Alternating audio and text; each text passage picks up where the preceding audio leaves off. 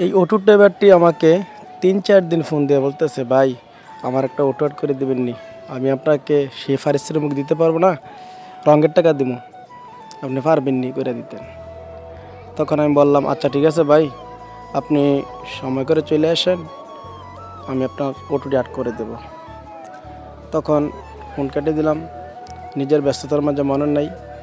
2 দিন পর আবার ফোন দিল, ভাই আমার গাড়ি অ্যাড করে দেওয়ার কথা।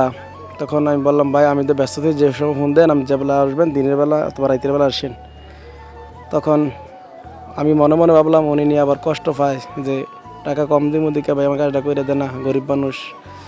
তখন বললাম, আচ্ছা ঠিক আছে, আপনি সুযোগ করে আসেন। তখন এর মধ্যে চলে গেল আবার 2-3 দিন, কাজে ঝামেলা দৌড়াদৌড়ি থাকলাম।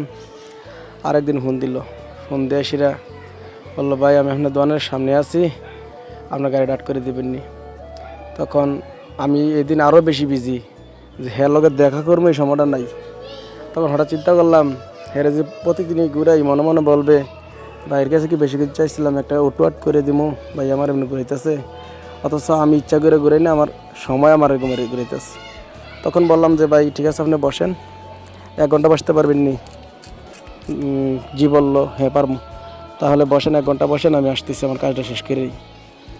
তখন 1 ঘন্টা পর আমি গেলাম, যাই সেরা আমি এখান থেকে ফিরে হইয়া দোকানে করে ফোন দিলাম, হ্যাঁ চলে গেল।